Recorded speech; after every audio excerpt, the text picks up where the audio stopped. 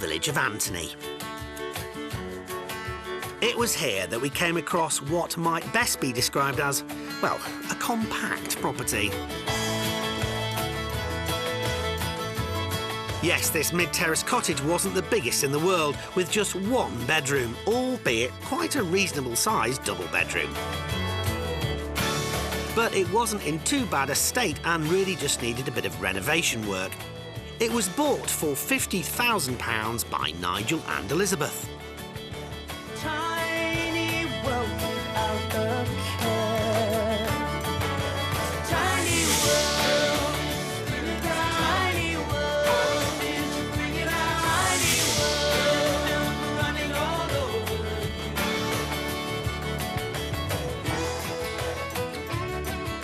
With the dividing wall between kitchen and lounge removed, there's now a much improved kitchen diner. And upstairs?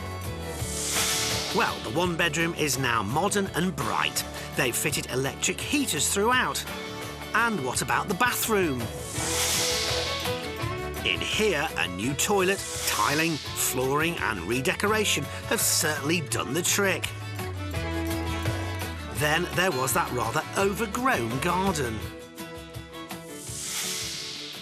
Yes, when we came here, it was quite a jungle out here, so we managed to clear all the brambles and weeds, reveal the back wall. That seemed in a good state, so that was a relief. It was quite wet out here also, so we dug down and put in some drains, put some gravel on top, made a little raised border, a few plants, herbs, etc. This is a pretty impressive transformation. With the wilderness tamed, they've turned it into a much more manageable and practical space. But undoubtedly, the most impressive change is in the kitchen. Right, well, in the kitchen there was a partition wall that came across about here, which we removed because it was impossible to get anything in the kitchen. Put in new appliances, put in the fridge at this angle because it was the only way that we could get it in, and new flooring. And that was about it in the kitchen. I really think they've made the most of the space they had. It's amazing what a change in the decor will do for a place. But how has it been trying to fit the work in around running a farm? We've managed to do it in between harvests. If I've been busy on the farm, then Elizabeth's come down on her own, so it's worked quite well. Quite a bit of the painting, which is obviously fairly straightforward and not too high, so... I think they've managed the balancing act pretty well, and they just have a few small jobs to do before it's ready for the rental market. But what I really want to know is, did they keep to that £5,000 budget? I don't think we're too far off. We've got one or two more bits and pieces to come in, but yeah, we're around about 5,000. We were hoping to come in under, and yeah, I don't think we're far off. So, a £5,000 spend on top of a £50,000 purchase price takes Nigel and Elizabeth's total outlay to £55,000 without costs and fees. Have they harvested the maximum potential from this tiny terrace? What do two local estate agents think? I think it's been finished off to a good standard. It offers cosy accommodation, ideal for one or two people. Beautiful garden to the rear, which is a sun trap, ideal for your patio table and chairs and barbecue when the weather's good. Yeah, I really like it. The property's had a fantastic transformation. It's not a huge property, so the money that they have spent on it has really made a big difference.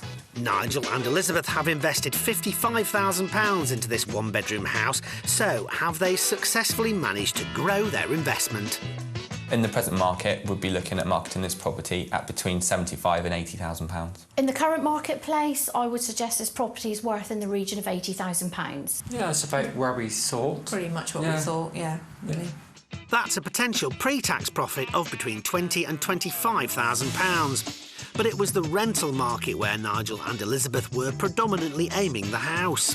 In the rental market, we would look at marketing the property at about £450 to £500 per calendar month. On a rental basis, on an assured short-hold tenancy, I would suggest the yield would be in the region of £475 per calendar month.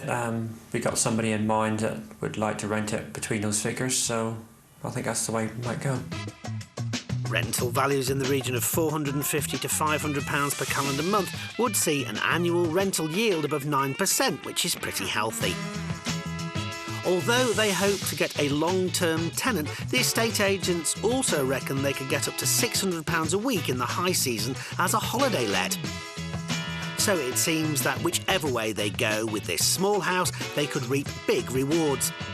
How do they reflect on this investment project? I've really enjoyed it.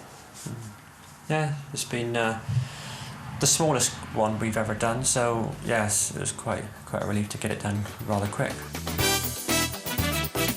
Well, that's what happened to the buyers on today's show, but anything can and does happen.